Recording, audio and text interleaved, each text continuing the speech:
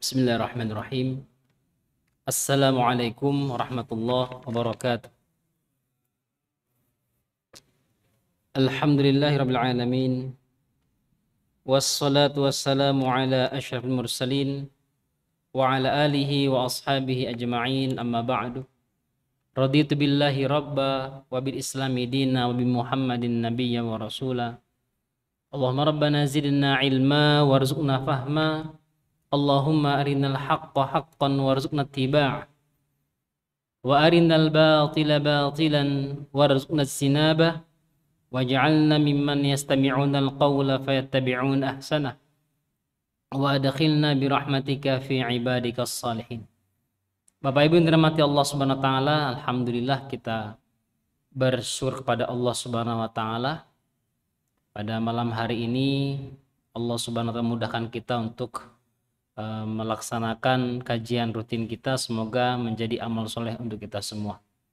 Salat dan salam kita hadirkan kepada baginda Rasulullah Sallallahu Alaihi Wasallam sebagai suri teladan kita, qudwatun hasanah kita. Kita mohon kepada Allah, semoga Allah izinkan kita untuk terus berupaya menyempurnakan sunnah baginda Rasul dalam kehidupan kita hingga Allah izinkan kita meninggal dalam keadaan husnul khatimah.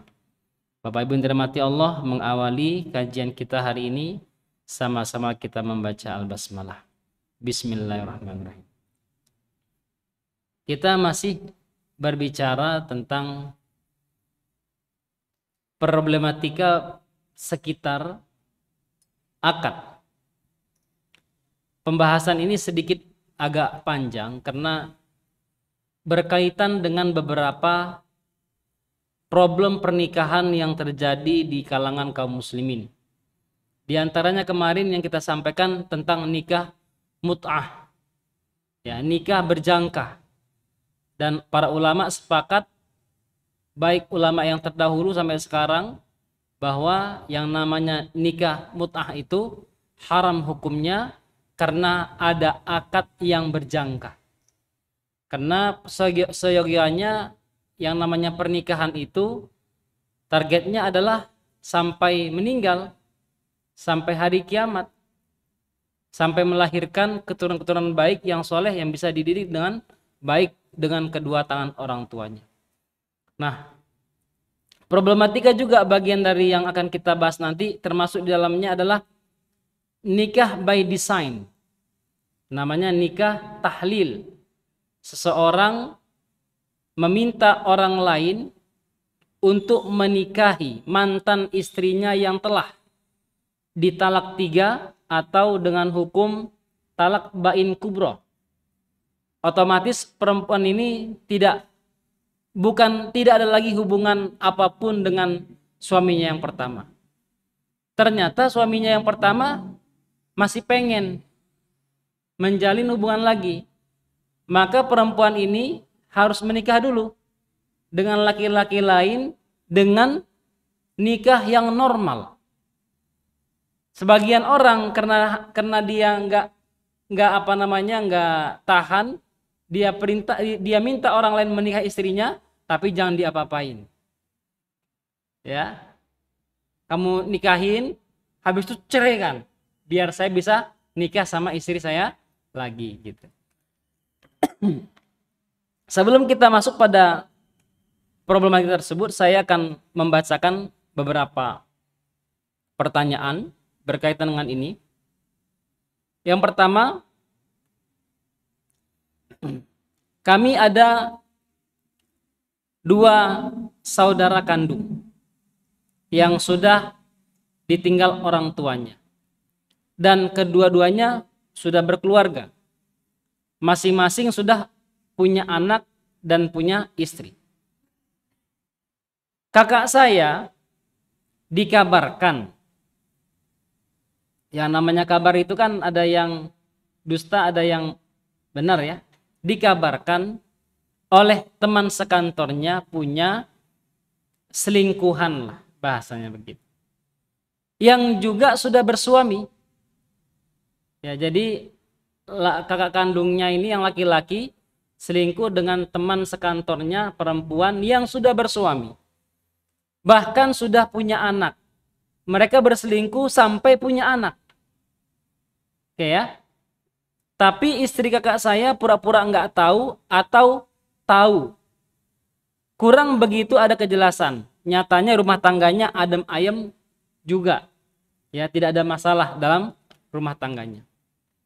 Kemudian rumor itu sumbernya dari tempat bekerjanya dan sudah banyak teman kantor yang mengetahui perbuatan mereka ini. Tapi juga nggak berani ada yang menegur.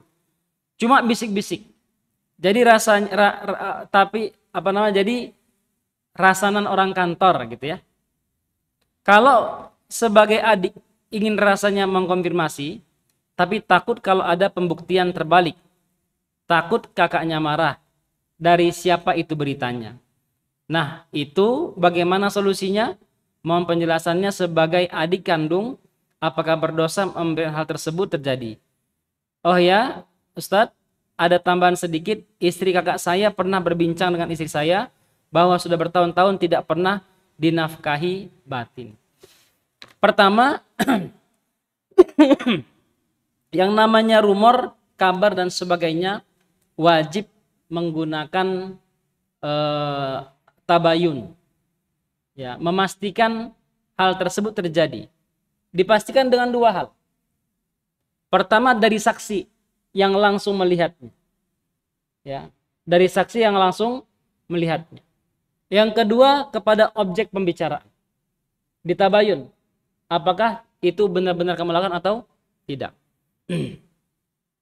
Kalau seandainya rumor tersebut diakui yang bersangkutan tidak terjadi, ya, dia akui dan dia bisa membuktikan, maka selesai perkara. Kita sebagai orang biasa hanya mampu sampai pada tahap itu, tidak bisa menghakimi. Yang kedua, kalau seandainya rumor tersebut terbukti benar, maka yang pertama dalam hukum Islam, laki-laki yang sudah menikah dan perempuan yang sudah menikah lalu berzina atau menikah padahal mereka belum berstatus janda atau duda, maka hukumnya haram, berzina, dan hukumnya wajib dirazam sampai mati. Walaupun sudah anak, walaupun sudah punya anak, wajib dirajam. Terus bagaimana hukum mereka dengan istri yang sah?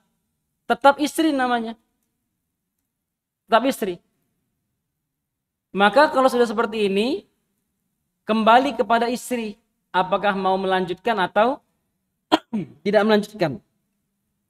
Tetapi kalau seandainya ada seorang laki-laki yang sudah bertahun-tahun, jangankan bertahun-tahun, suatu ketika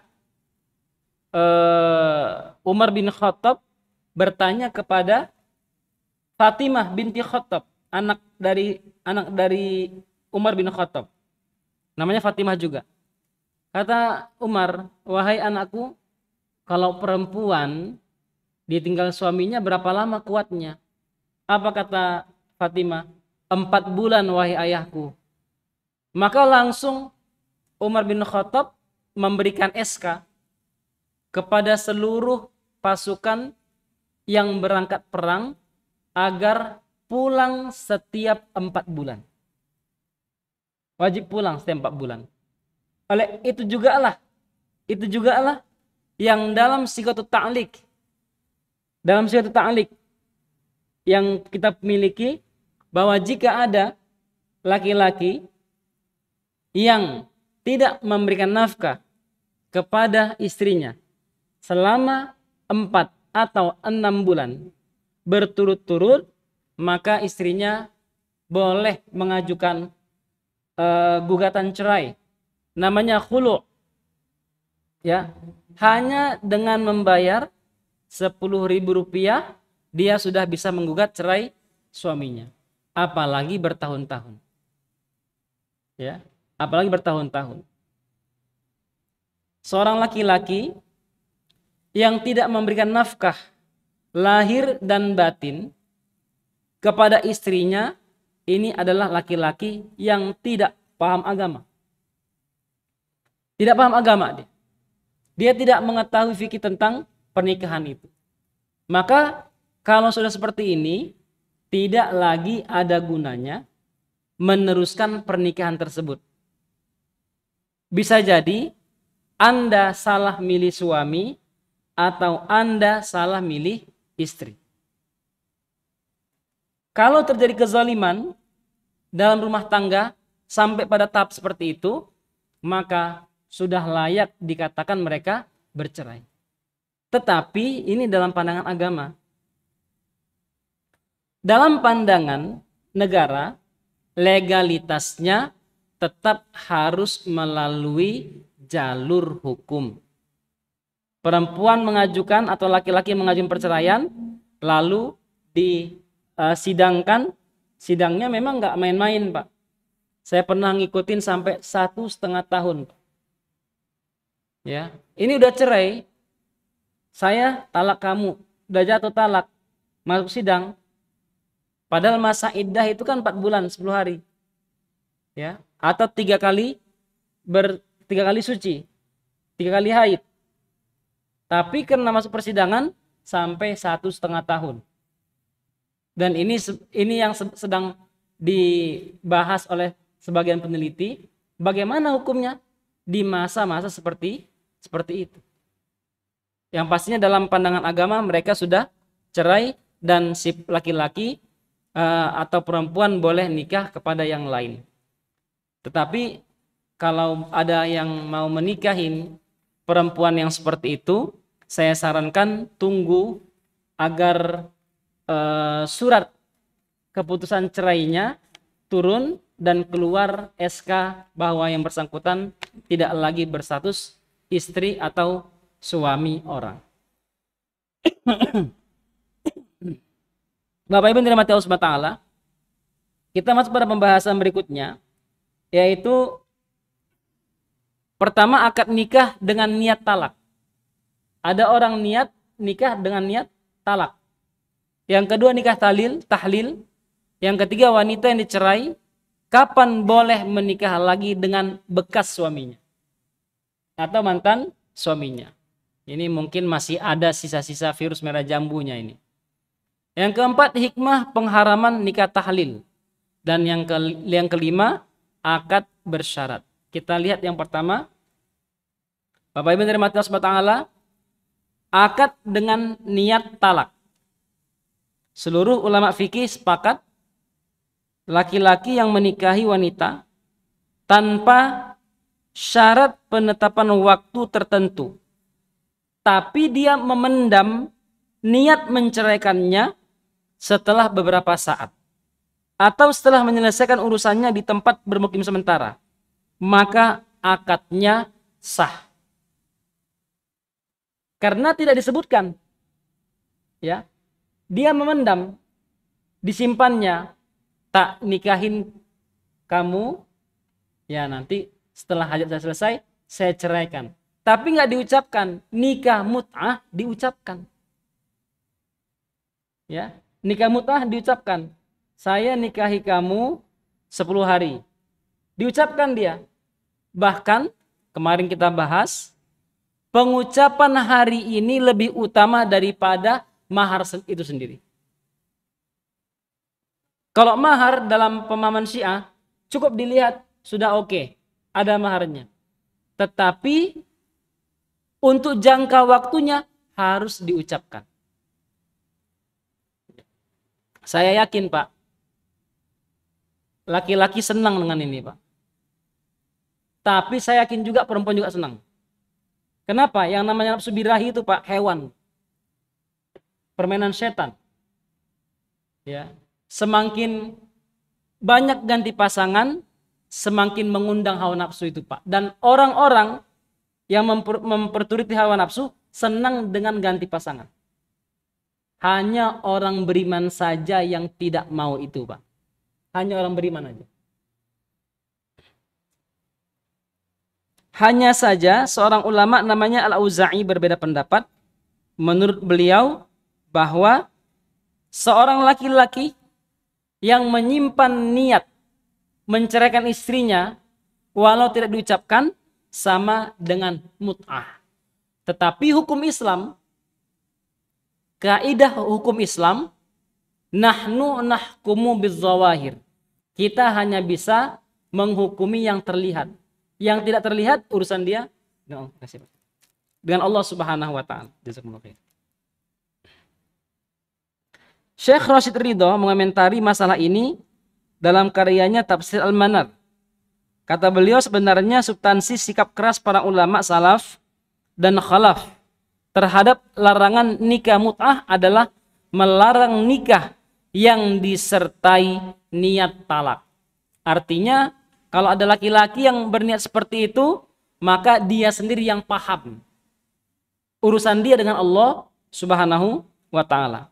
Sekalipun para ahli fikih mengatakan akad nikah tetap sah jika suami berniat membatasi pernikahan dalam waktu tertentu selama tidak menyatakannya sebagai syarat dalam redaksi akad tersebut.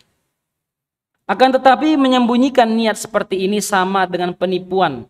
Pada gilirannya lebih pantas tidak sah daripada akad yang disertai syarat penetapan waktu dan disepakati secara sukarela oleh kedua mempelai dan wali perempuan.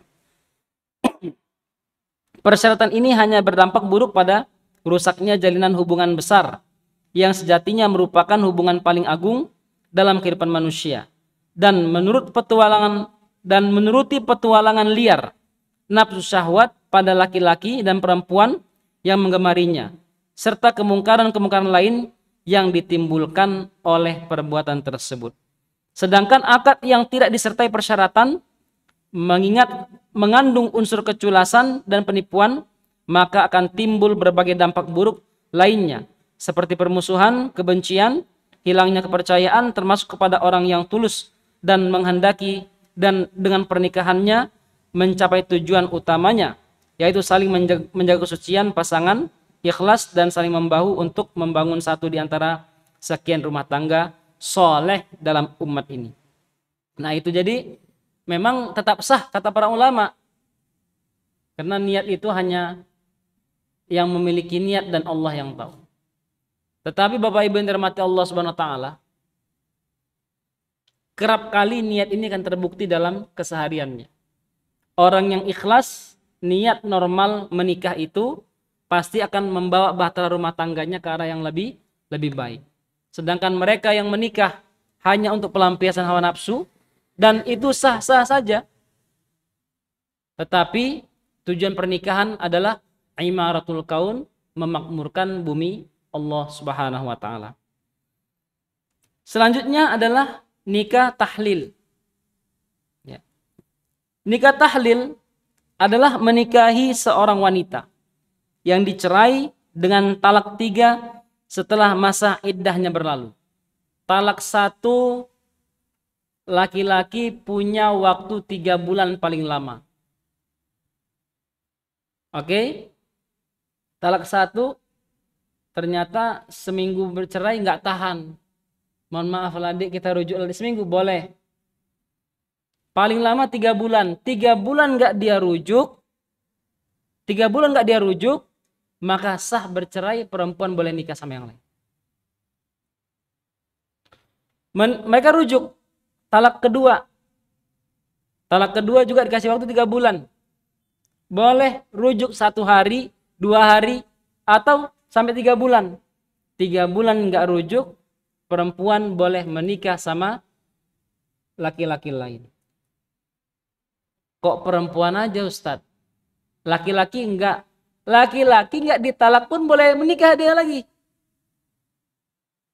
Ya kan? Jadi pembahasannya perempuan ini. Laki-laki enggak dalam masa talak boleh menikah dia. Tetapi talak yang ketiga maka disebut dengan talak bain kubro. Laki-laki tidak lagi punya hak untuk rujuk. Ternyata setelah dia talak, nyesal dia. Menyesal, dia baru paham begitu beratnya jauh dari istri. kemudian dia mau rujuk, maka tidak boleh rujuk. Sampai laki-laki perempuan ini menikah dengan normal kepada seorang laki-laki, ya, dan laki-laki itu menghidupi perempuan dengan secara normal, qadarullah, talak dengan normal, bukan by design. Tahlil ini by design, ya, menikahi seorang wanita yang dicerai dengan talak 3 setelah masa iddahnya berlalu atau berhubungan badan dengannya untuk kemudian menceraikannya agar halal menikah kembali dengan suami yang sebelumnya. Maka hukum nikah tahlil ini dalam pandangan Islam adalah haram dan pelakunya dilaknat oleh Allah Subhanahu wa taala. Bapak Ibu yang dirahmati Allah Subhanahu wa taala, beberapa dalil yang mengharamkan nikah tahlil ini, yang pertama adalah sebagaimana yang disampaikan oleh Abu Hurairah radhiyallahu taala anhu, bahwasanya Rasul bersabda, la'anallahu muhallila wal muhallalalah. Allah mengutuk lelaki pelaku nikah tahlil dan lelaki yang menghendaki orang lain melakukan nikah tahlil untuk dirinya. Hadis riwayat Ahmad dan hadisnya hasan. Yang kedua, Abdullah bin Mas'ud radhiyallahu taala anhu berkata, Rasulullah sallallahu alaihi wasallam mengutuk lelaki pelaku nikah tahlil dan lelaki yang menghendaki orang lain melakukan nikah tahlil untuk dirinya. Dalam redaksi Imam Tirmidzi, hadis ini adalah hadis hasan sahih dan banyak jalan periwayatan lain yang meriwayatkan dari Nabi SAW. Dan para sahabat dari ulama dari kalangan sahabat menerimanya sebagai pedoman, seperti Umar bin Khattab, Utsman bin Affan, Abdullah bin Umar, dan lainnya. Pandangan yang sama diutarakan oleh para ahli fikih generasi tabi'in. Yang ketiga, dalil pengharaman nikah tahlil ini dari Uqbah bin Amir radhiyallahu ta'ala anhu, Rasulullah bersabda, maukah kalian ku beritahu tentang kambing jantan pecundang? Para sahabat bertanya, tentu wahai Rasulullah. Rasul bersabda, dialah laki-laki yang melakukan nikah tahlil. Allah mengutuk pelaku nikah tahlil. Dan laki-laki yang menghendaki orang lain melakukan nikah tahlil untuk dirinya. Ya, Rasulullah sebut sebagai kambing pecundang. Yang keempat disebut sebagai penipu dan pendusta.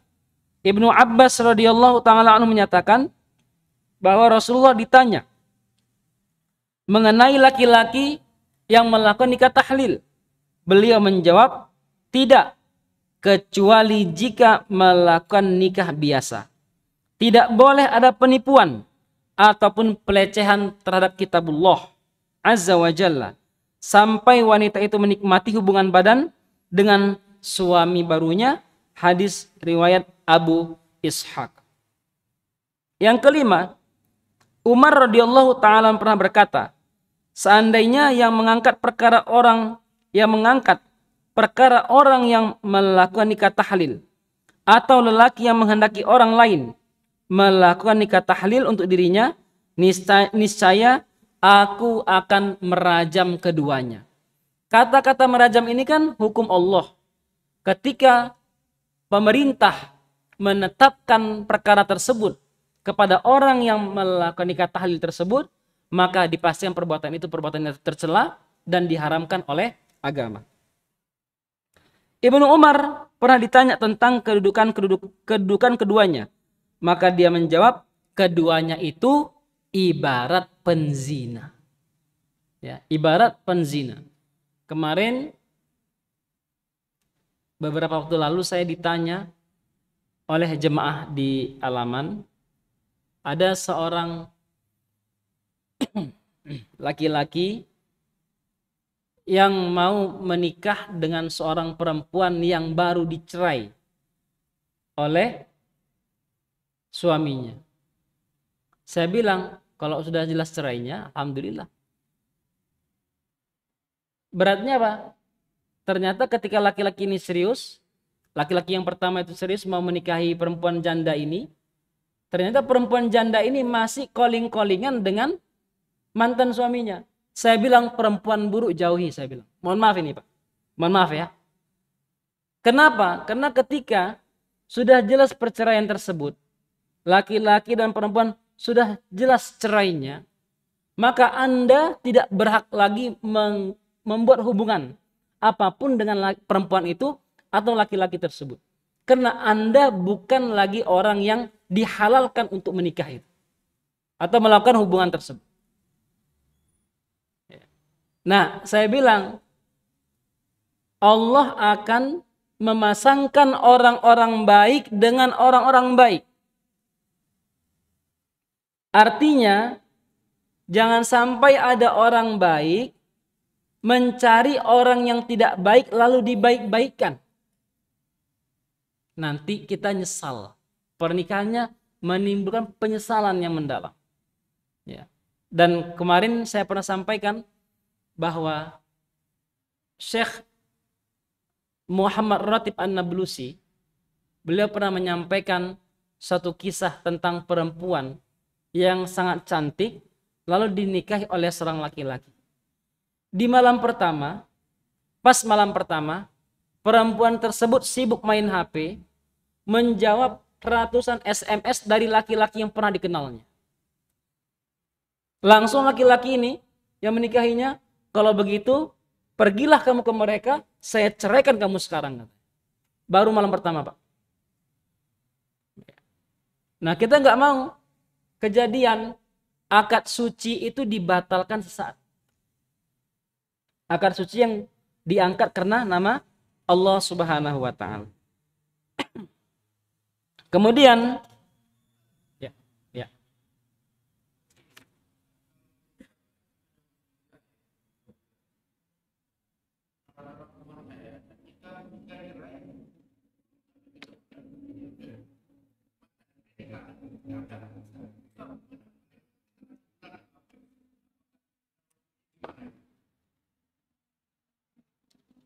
Itu cara yang keberapa Pak?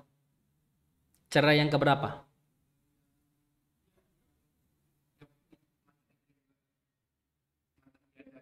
Enggak, maksudnya cerainya yang keberapa? 1, 2, 3?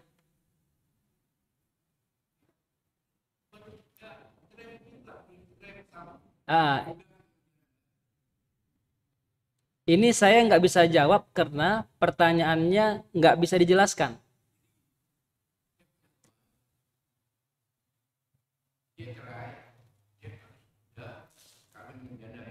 Iya.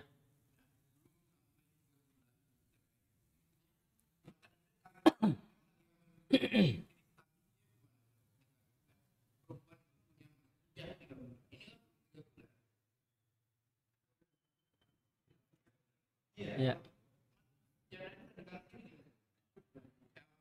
Coba pelan-pelan Pak, pelan-pelan Pak, pelan-pelan. Iya. Iya. Cerai.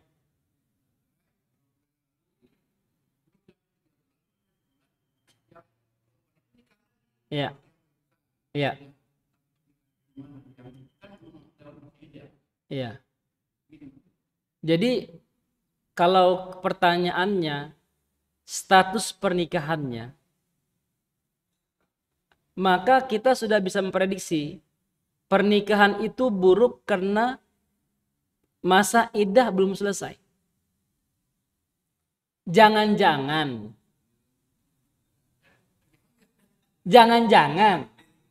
ya kan, supaya nggak ketahuan itu apa namanya kehamilannya di luar terjadi sebelum pernikahan tersebut, maka dilanggar masa iddah. Mohon maaf, sering sekali kaidah agama kita mengatakan satu dosa yang dilakukan dengan pengetahuan sengaja maka akan membawa pelakunya pada dosa-dosa yang lain.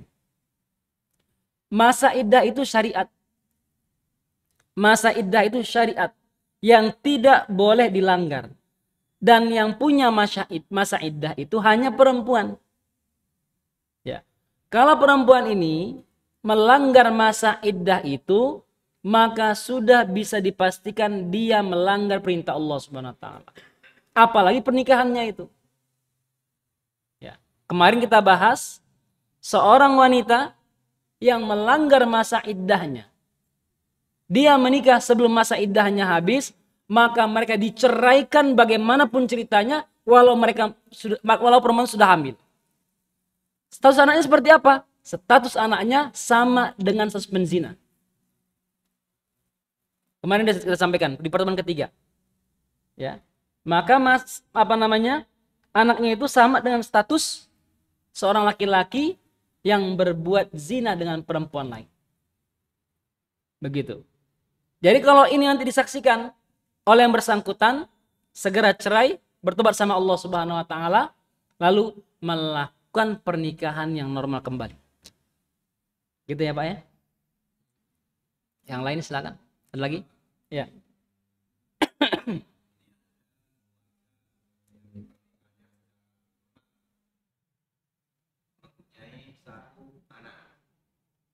Otomatis anak yang sah itu tadi mendapatkan waris karena ibunya sudah.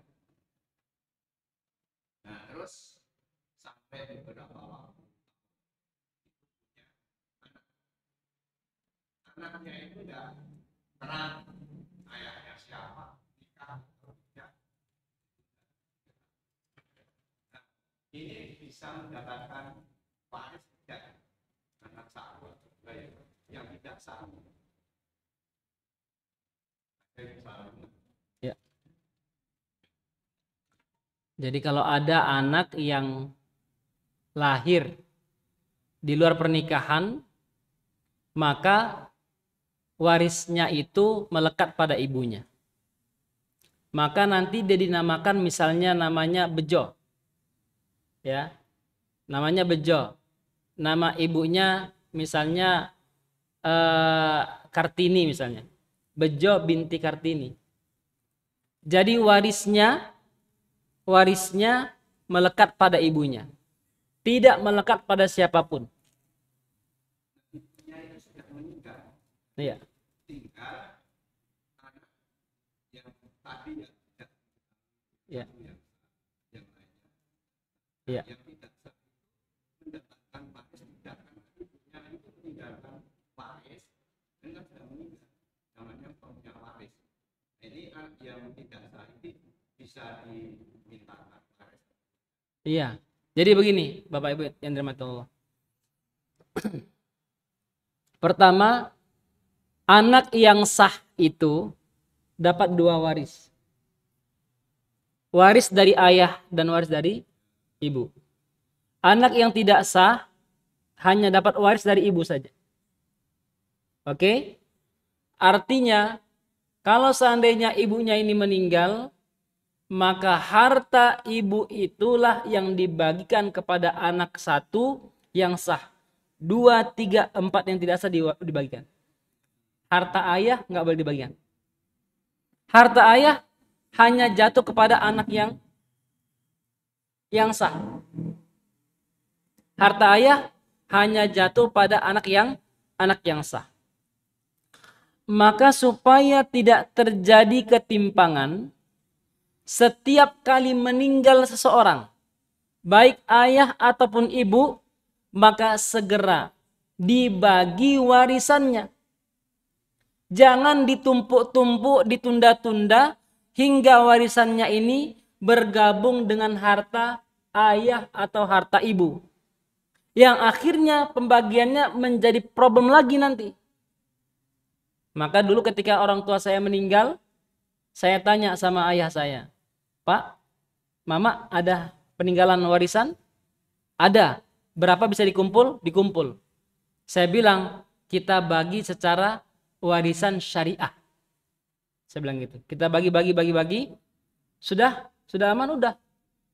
Kalau ayah saya mau menikah, sudah aman dia. Kenapa? Tidak membawa harta istri. Kenapa? Kalau seandainya dia bawa harta ibu saya, lalu menikah dengan perempuan lain, dan harta ini satu nama ayah. Ayah saya punya istri yang baru, ya, dan istrinya include di satu nama itu. Maka terjadi problem dalam warisan di situ. Meninggal seorang, Ada hartanya, langsung dibagi hartanya. Dan anak yang tidak sah diwarisi oleh ibunya saja. Tidak ada warisan dari ayah.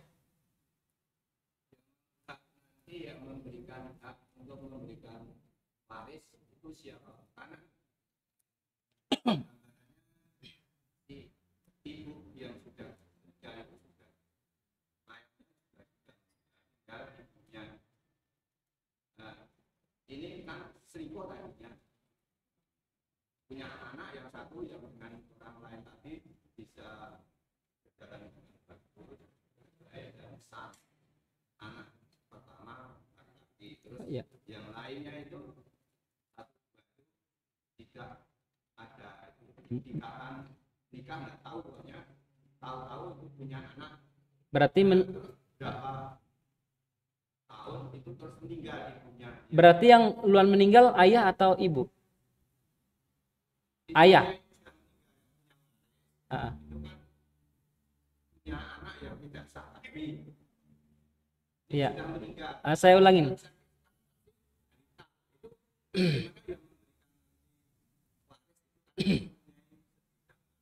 Ibu ini pertama kali dia menikah, punya anak satu yang sah. Ayahnya meninggal. Ayahnya tidak beristri lagi.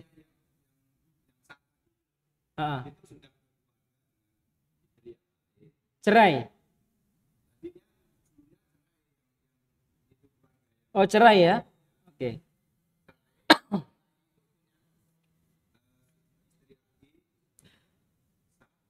Yang ditinggal itu Iya, iya, iya,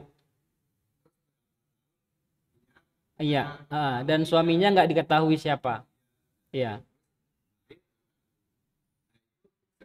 ibunya itu sudah meninggal, iya. tinggal Ah, yang kalau nanti mendapatkan waris itu siapa? iya, yang mendapatkan waris semuanya, Pak. Semuanya. Iya, iya. Jadi nanti yang membagi itu adalah kakeknya, pamannya, pamannya. Jadi dalam keadaan kecil seperti itu, maka nanti mereka diasuh oleh keluarga terdekatnya. Harta yang ditinggal itulah yang dijadikan untuk dana pengasuhan tersebut. Selama dana itu ada, maka dana itu digunakan. Kalau habis, baru nanti tanggungan keluarga yang bersangkutan. Itu. Jadi kalau misalnya ada tanah itu dibutuhkan untuk pengasuhan, terpaksa dijual. Jangan dibagi dulu. Terpaksa dijual. Kenapa? Karena mereka anak-anak yatim yang tidak bisa mengelola harta karena masih kecil. Jadi nggak ada lagi nggak bicara warisan dulu kalau seandainya mereka balita. Apalagi masih dalam koridor mereka disekolahkan, dibimbing, dibina dan sebagainya. Maka pembagian waris itu hanya bisa dilakukan saat mereka telah mampu untuk menggunakan dana masing-masing. Gitu ya Pak ya. Yang pastinya seorang anak yang lahir tanpa ada pernikahan sah dinasabkan ke ibunya. Dia tidak ada hak waris dari ayahnya karena dilakukan dengan secara tidak sah. Gitu ya Pak ya. Yang lain ada? Baik, kita lanjutkan. Kemudian dalil tentang hukum haramnya nikah tahlil ini adalah suatu ketika Ibnu Umar ditanya, "Apa pendapatmu tentang wanita yang aku nikahi dengan maksud agar dia halal kembali dinikahi bekas suaminya. Sedangkan bekas suaminya itu tidak menyuruhku dan tidak pula mengetahui maksudku." Ibnu Umar radhiyallahu ta'ala menjawab, "Tidak bisa, kecuali jika melakukan nikah biasa. Jika engkau menyukai wanita itu, maka engkau tetap mempertahankannya. Namun jika tidak menyukainya, maka engkau menceraikannya. Di masa Rasulullah SAW, kami menganggap pernikahan itu sama dengan berzina." Ibnu Umar radhiyallahu ta'ala juga berkata, keduanya tetap berzina meskipun hidup bersama selama 20 tahun. Jika menyimpan maksud di hatinya, hendaknya menjadikannya halal bagi bekas suaminya. Artinya, nikahnya normal sah.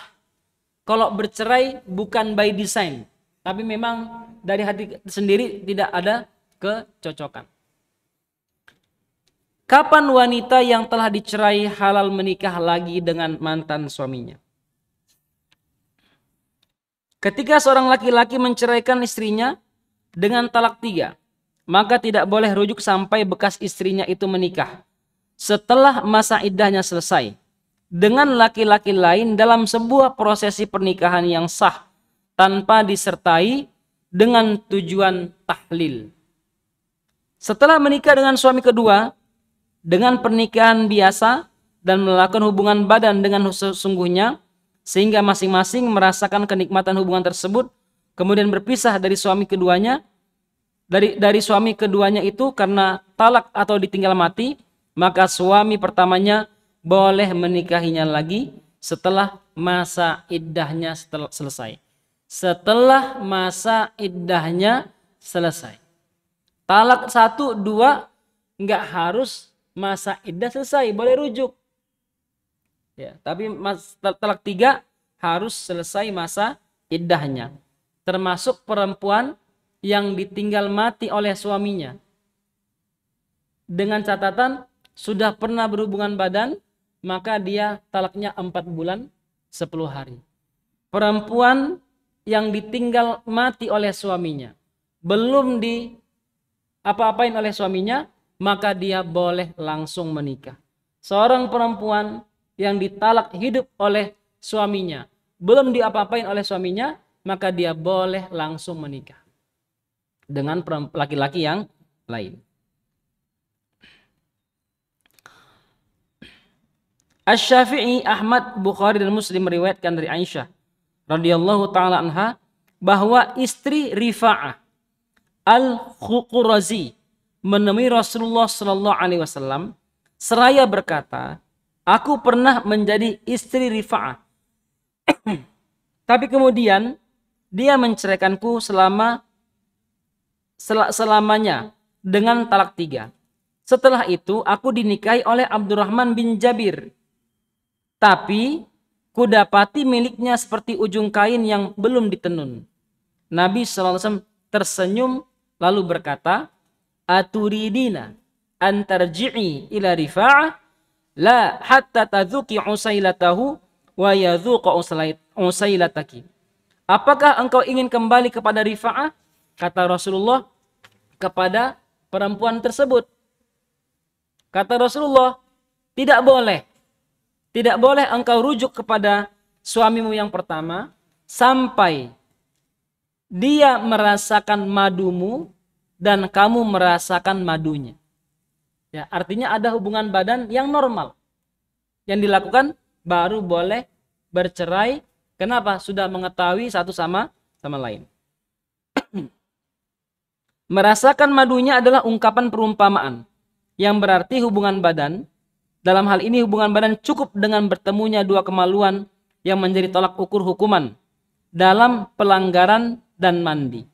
Mengenai masalah ini Allah Subhanahu wa taala menyampaikan dalam firman-Nya surah Al-Baqarah ayat 230, kemudian jika si suami mentalaknya setelah talak yang kedua yaitu talak 3, maka perempuan itu tidak halal lagi baginya hingga dikawin dengan suami yang lain. Kemudian jika suami yang lain itu menceraikannya, maka tidak ada dosa bagi keduanya, bekas suami pertama dan istri, untuk kawin kembali jika keduanya berpendapat akan dapat menjalankan hukum-hukum Allah Subhanahu wa taala. Kesimpulannya, wanita tidak halal menikah dengan bekas suaminya kecuali jika syarat-syarat berikut terpenuhi. Yang pertama, pernikahannya dengan suami kedua sah. Yang kedua, pernikahannya karena maksud nikah biasa. Yang ketiga, berhubungan badan dan dalam arti sungguhnya setelah melaksanakan akad nikah dan masing-masing menikmati hubungan badan tersebut. Ini yang diarahkan terhadap kapan wanita boleh dinikahi kembali oleh mantan suaminya. Selanjutnya, hikmah pengharaman nikah tahlil. Kenapa nikah tahlil diharamkan dalam Islam? Bapak Ibu yang dirahmati Allah SWT, bahwa yang pertama Allah Subhanahu wa taala menetapkan dalam hati manusia rasa cemburu, Pak. Dan rasa cemburu ini itu bagian daripada iman, ya. Bagian daripada iman. Ketika ada seorang laki-laki yang tidak cemburu melihat istrinya, ya, istrinya atau mantan istrinya bahkan pada laki-laki lain, ini kan menimbulkan sesuatu cemburu nih. Tapi dia nggak cemburu berarti ada problem nih laki-laki ini. Kalau dia cemburu, ya, maka dia normal orangnya. Maka kecemburuan inilah yang tidak bisa ditahan oleh laki-laki. Kenapa selama ini saya hidup dengan kamu, sekarang kamu berjalan di depan saya dengan orang lain. Nah, maka diharamkannya nikah tahlil ini jangan sampai ada manusia yang hilang rasa cemburunya. Nikahilah istri saya ya. Ini kan problem ini. Dia suruh laki-laki lain menikahin suami istrinya dan dia fine-fine saja. Maka agar manusia merasakan karunia Allah yang sangat besar, yaitu sifat cemburu. Yang kedua, agar laki-laki menyesali perbuatan talak yang dia lakukan.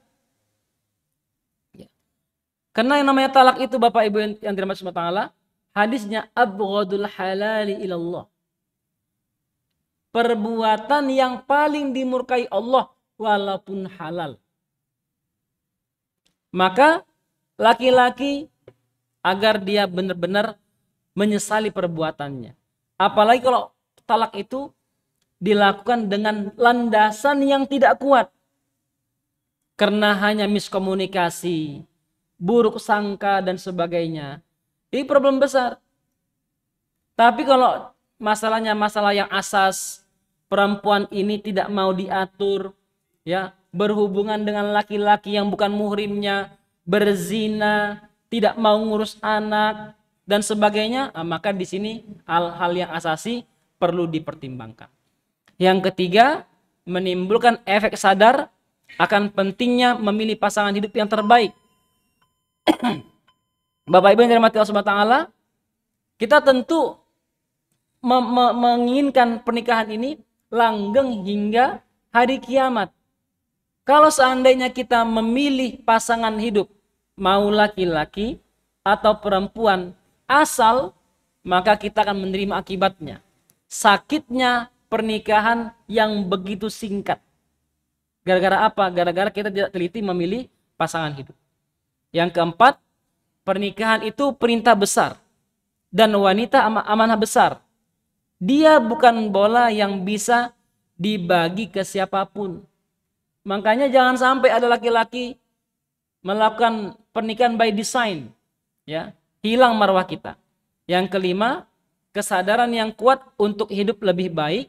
Kenapa? Karena yang namanya pernikahan itu, Bapak Ibu yang dirahmati Allah Ta'ala, setelah kita merasakan begitu beratnya jauh dari keluarga, jauh dari istri, saya yakin Bapak Ibu yang pernah tugas ke luar daerah, dinas keluar daerah, mutasi keluar daerah, Masya Allah, sakitnya jauh dari keluarga. Maka ketika mau melakukan talak, berpikirlah panjang-panjang, jangan sampai itu terjadi dalam kehidupan kita. Kemudian yang keempat, akad bersyarat. Bapak Ibu yang dirahmati Allah, bagaimana jika ada seorang melakukan pernikahan lalu bersyarat? Ya. Saya mau menikahi kamu, syaratnya ini. Saya mau menikahi kamu, syaratnya ini dan itu. Bagaimana? Yang pertama, Bapak Ibu yang dirahmati Allah Subhanahu wa taala, ada syarat-syarat yang harus dipenuhi oleh yang menikah. Bapak Ibu yang dirahmati Allah Subhanahu wa taala, ada syarat yang harus dipenuhi dari kedua mempelai, ada syarat yang tidak harus dipenuhi oleh kedua mempelai. Ketika akad nikah disertai dengan syarat, maka syarat ini bisa berupa perkara yang sejalan dengan aturan akad, atau bertentangan dengannya, atau memberi manfaat kepada wanita, atau syarat yang dilarang oleh syariat, maka setiap bentuk syarat tersebut memiliki hukum yang berbeda-beda. Yang pertama, syarat-syarat yang harus dipenuhi ketika ada akad nikah bersyarat dan syaratnya diucapkan. Saya nikahkan kamu dengan catatan ini. Apa saja? Salah satu bentuk syarat yang harus dipenuhi adalah syarat yang sesuai dengan aturan dan tujuan akad dan tidak mengandung unsur yang mengubah hukum Allah dan Rasulnya. Contohnya adalah mempergalui istri dengan baik, memberi nafkah, pakaian dan tempat tinggal dengan baik. Suami tidak mengurangi hak istri dan memberi bagian yang setara dengan istri-istrinya yang lain. Jika berpoligami, istri tidak akan keluar ke rumah kecuali setelah mendapat izin suami dan tidak akan membangkang atau nusyuz dan tidak berpuasa sunnah kecuali diizinkan oleh suaminya. Istri tidak menerima tamu kecuali orang yang diizinkan suami dan tidak menggunakan barang-barang suami kecuali atas restunya dan syarat-syarat yang mirip dengannya. Makanya kalau seandainya ada laki-laki yang mengatakan begini, kamu nggak boleh keluar dari rumah selain dengan izinku, maka perempuan tidak boleh melanggar itu. Bahkan kita pernah dengar kisah ada seorang sahabat yang pesan sama istrinya, kamu nggak boleh keluar apapun terjadi.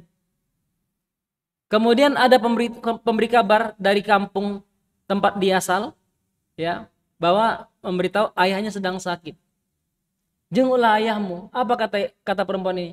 Saya terikat dengan janji suami saya. Saya nggak boleh keluar kecuali dengan izinnya dan dia tidak mengizinkan saya keluar. Sampai 3 kali datang pemberi kabar ini berulang-ulang ke rumahnya. Kabar yang ketiga, ayahmu telah meninggal. Dan dia tidak bisa pulang. Kenapa? Karena terikat dengan janji suaminya. Ketika hal ini dilaporkan oleh Rasulullah SAW, apa kata Rasulullah SAW? Bahwasanya perempuan ini adalah ahli surga karena dia mentaati perintah suaminya. Bapak Ibu yang dirahmati Allah SWT. Lalu yang kedua, ada syarat yang tidak harus dipenuhi, yaitu syarat-syarat yang bertentangan dengan aturan akad itu sendiri dan bertentangan dengan aturan-aturan syariah. Contohnya adalah syarat tidak akan memberi nafkah atau berhubungan badan, tidak memberi mas kawin, tidak mau serumah dengannya. Istri harus menafkahinya atau memberinya sesuatu, hanya bersama istri 1 malam dalam 1 minggu, atau hanya bersamanya di siang hari. Semua syarat di atas tidak sah karena bertentangan dengan tujuan akad. Kemudian bagaimana jika seandainya syarat tersebut menguntungkan wanita? Gitu ya. Saya mau menikah tapi dengan syarat seperti ini, menguntungkan wanita. Contohnya suami diminta menyatakan syarat tidak akan membawa istri keluar dari rumahnya atau kampungnya, atau tidak akan membawanya dalam perjalanan jauh, atau tidak menikah lagi dengan istri yang lain. Ya, dengan catatan misalnya saya mau dinikahi oleh kamu dengan catatan kamu nggak boleh poligami misalnya. Ya. Maka dalam hal ini para ulama memiliki 2 pandangan. Yang pertama, akadnya sah. Ya, akadnya sah. Hal ini sebagaimana yang disampaikan Rasulullah SAW, al-muslimuna ala syurutihim illa syartan ahalla haraman au harrama halalan. Bahwasanya seorang muslim itu komitmen dengan syarat-syaratnya. Selama syaratnya itu tidak mengharamkan yang halal atau menghalalkan yang haram. Loh, itu istrinya Ustadz minta supaya tidak poligami. Problem? Enggak. Karena istrinya minta tidak boleh poligami, bukan mengharamkan poligami. Maka dalam hal ini boleh seorang istri menyampaikan permintaan syarat tersebut, selama saya hidup kamu tidak boleh poligami. Sah. Karena istrinya meminta tidak dipoligami, bukan mengharamkan poligami. Paham ya Pak ya? Makanya cari istri yang apa? Sedangkan pendapat kedua dinyatakan oleh Umar bin Khattab bahwa akad tersebut tidak boleh dilakukan, ya. Atau kalaupun dilakukan dengan catatan selama akad tersebut memang benar-benar sejalan dengan ketentuan yang disyariatkan. Yang pertama firman Allah Subhanahu wa taala, hai orang-orang yang beriman, penuhilah akad-akad tersebut. Yang kedua, sabda Rasulullah, orang-orang muslim terikat dengan syarat-syarat yang mereka tetapkan. Artinya, apapun akadnya tetap harus dijalankan. Yang pertama catatannya, selama tidak melanggar ketentuan Allah dan Rasulnya. Bapak Ibu yang dirahmati Allah, begitu dulu untuk kajian akad kita pada kesempatan hari ini. Insya Allah kita akan membahas kembali tentang syarat-syarat yang dilarang syariat, ya, dalam hal akad dan nikah-nikah bersyarat lainnya yang mungkin hari ini terjadi di hadapan mata kita, dan bagaimana pandangan Islam tentang hal tersebut. Sebelum saya akhiri, mungkin ada yang mau ditanyakan Bapak Ibu? Silakan. Ya.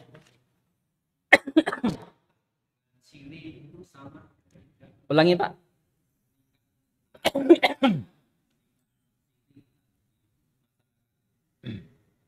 Ya. Beda. Beda. Nikah mut'ah bisa jadi pakai pesta. Nikah mut'ah bisa jadi pakai pesta. Nikah sirri bisa jadi yang hadir hanya mempelai, wali, saksi, ada mahar, ada akad, selesai. Dan nikah sirri dalam pandangan Islam sah. Nikah sirri dalam pandangan agama sah. KUA untuk melindungi hak-hak perempuan menyiapkan fasilitas nikah sirri, ya, nikah sirri tercatat dalam KUA. Tercatat. Jadi dia sah. Walaupun sirri tetap sah. Tetapi ada bentuk yang kedua. Sirri yang tidak tercatat. Kalau yang menikah ini orangnya orang soleh, baik bertanggung jawab, hak istri pasti dijaga. Tetapi kalau laki-lakinya tidak komitmen, maka bisa jadi nanti macam nikah mut'ah tadi itu. Kita nggak tahu karena nggak ada komitmen. Dan buku nikah itu komitmen yang tidak bisa terbantahkan. Kenapa? Karena kita berhubungannya dengan warisan. Ya. Menikah laki-lakinya, maka harta laki-laki ini, walaupun dia punya 4 istri, seluruh 4 istri ini wajib mendapatkan hak waris 1/8. Semuanya. Tetapi kalau tidak dicatatkan KUA, ada komitmen, mungkin bisa dapat. Tapi problemnya orang-orang hari ini tidak paham itu. Maka dicatatkan, ya, supaya apa? Terlindung hak-hak istri tersebut. Nah, ada juga yang bentuk yang ketiga, nikah sirri ini dalam arti berzina. Nggak tahu mereka nikah di mana, tidak tercatat, tidak ada saksinya, tidak ada walinya. Berarti mereka menikah berzina. Maka nikah mut'ah berbeda dengan nikah sirri. Nikah mut'ah ini benar-benar diharamkan sama Islam. Nikah sirri halal hukumnya. Bedanya tidak ada walimah. Perangkatnya lengkap. Rukun dan syaratnya lengkap. Mempelai, wali, saksi, mahar, akad, selesai pernikahannya. Walau sebagian orang mencatatnya di KUA, sebagian lagi tidak mencatatnya di KUA. Kurang lebih begitu ya Pak ya. Jadi beda Pak, beda. Haram dengan halal beda. Ya Pak? Apanya itu? Nikah siri diperbolehkan.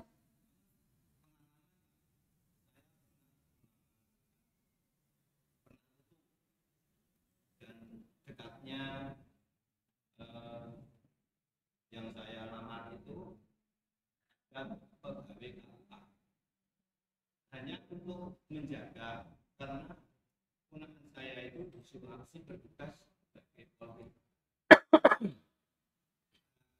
Karena harus izin ke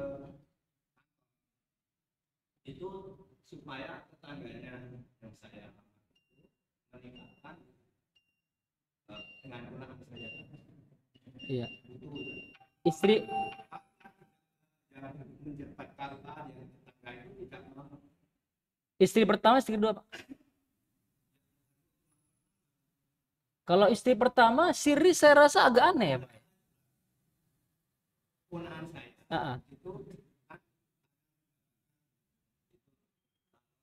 istri. Nah, saya melamar calon istri itu keluarga yang menjadi kan menjadi Ah, ah. kakak Iya, iya. di Sulawesi Ah, ah. tidak ada.